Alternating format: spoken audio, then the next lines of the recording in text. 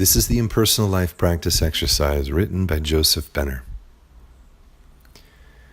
We have shown you one way to be your real self by first mentally seeing yourself acting as a divine being would act, and in meditation so practicing such mental acting that it becomes natural and easy when you mix with others. Those who will prove this will be startled by the attitudes of others, the respect and even awe they sometimes unconsciously manifest towards you. Now, we want to show you another way, or rather to give you other helps to aid you to arrive at the same place in consciousness. We want you to consider with us for a while what is the impersonal life and how to live it. An article on impersonal persons in the March 1929 Unity Daily Word is so excellent and it fits in so well with our subject that we give it herewith in full, interspersed with our comments, asking all to read carefully and to try to see that everything stated is as your higher self would have you be and do.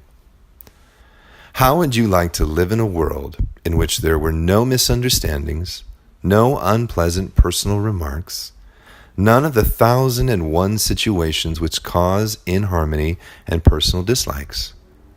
In other words, how would you like to live in a world where people were impersonal, living above personal consciousness? Would it not be a heavenly world?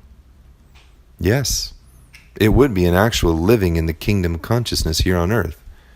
Is that possible? Read on and see.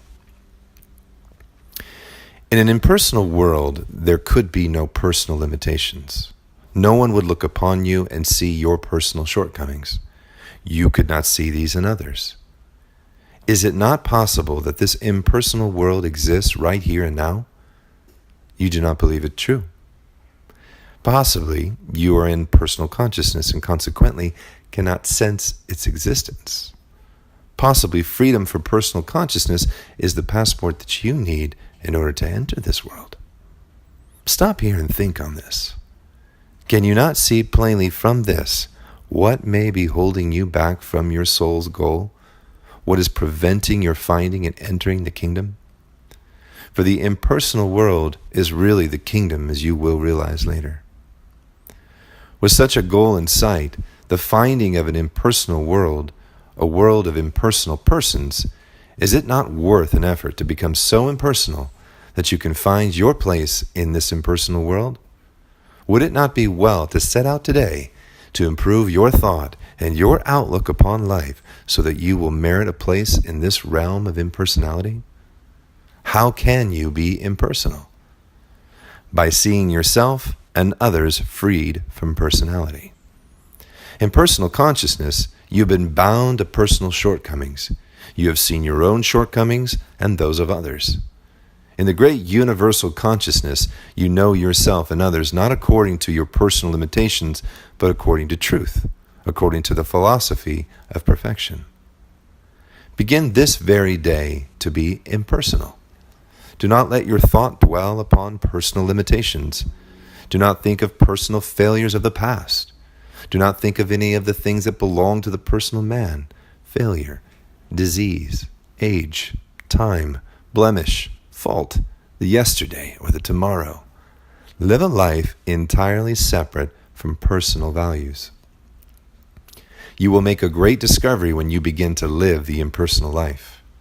You will find that your impersonal attitude towards yourself and others will cause them to take a similar attitude towards you. You will discover that your tendency to find fault had served to attract fault-finding to you. Then you will make another great find. There will be revealed to you a mighty truth, that in reality there never has been such a thing as personality and its limitations, that the eternal truth of man's perfection is the only truth. That is, that the personality and its limitations are but a personal concept and are ephemeral and have no reality or permanence in consciousness, for only the soul consciousness is real and eternal. How can you make a practical application of this doctrine of impersonality?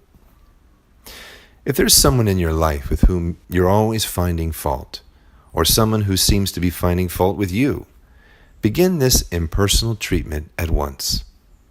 See the person concerned as loving and perfect. See him or her as living with you in the impersonal world. Possibly this personal situation will prove through its transformation to be the key which will open the impersonal world to you. The impersonal world is not a fictionary one. In fact, the world of personality, with all its beliefs in personal limitation, is the illusionary one. The impersonal world is the world of truth, the world of reality, love, and perfection. The more you practice seeing perfection instead of personal limitation, the sooner you will enter the impersonal world. The sooner you will be glorified through impersonal consciousness. You can see that the more persons you behold through impersonal vision, the more will your world be peopled with impersonal persons. Finally, the world of personal shortcomings, criticism, and personality will disappear, and only the world of reality will appear. It is then you will begin to realize who you are and of what you are a part. For you will discover, through loving service that has now become your life, what your brother servers are, and you will be brought into contact not only with such brothers who are serving outwardly among men, but with those who are directing and aiding from the spiritual realms. Can you not get a glimpse, the great white brotherhood of the Spirit of which you are a part? Truth teaches us to be impersonal. We learn how to rise above the world in which personal limitations are seen. We live in a world in which only the Son of God is man. We live in a world in which only the Son of God in man is seen and exalted. We live in a universe in which man does not think and act according to personal standards, but according to the principle of truth. How real this world, this true world, seems to us as we meditate upon it. We feel that after all, there is an impersonal world peopled with impersonal persons, if we will but lift our vision and see this world through of impersonal seeing. Through much of such meditation and seeing, and only through such, when dealing with things in the outer world, you will find you need not be of it, but you can live in the inner world, and from there can direct all the activities of your instrument, the human mind and its body, in whatever is necessary in your outer life. You will find another thing. You will find another thing. Once you have sensed the impersonal world, you cannot go back to living in the world of personality with all its limitations. You will not care to look at the seeming blemishes or faults of others, once you have seen them as they exist in truth. You will have no desire to be critical, once you have been able to view your fellow beings through the eyes of God. In the impersonal world, there is but one power and authority. Since it is the world of God, that power must be the power of God. His principle of truth reigns supreme. All things must be observed through the eyes of God. We must see the people of this world as God sees them, and know them as He knows them. Do you know any impersonal persons? That friend of yours who takes the impersonal attitude, does he not just bring you a little closer to heaven and to God? Does he not lift your thought just a little higher through your contacting him? You will find in this impersonal world that there is a strong influence always at work exalting your thought. You will find yourself being lifted up through this power, the power of divine mind. For then you will verily be seeing through the eyes of a Son of God, of your own higher self, who is truly God in you, through the medium of His Spirit, the Christ love in your heart.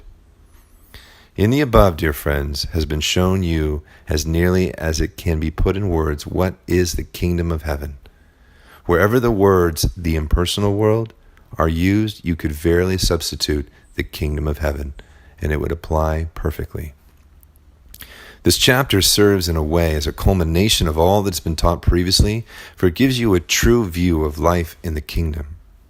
Our great desire is that everyone study it, stay with it, and try with all your hearts, minds, and souls to realize fully its deep meaning for you, and to be and live all that is herein shown.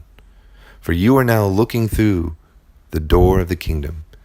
If you're not able to walk in and be at home there, and you now know all that is necessary to gain admittance. And love is the passport and the only power that will enable you to enter.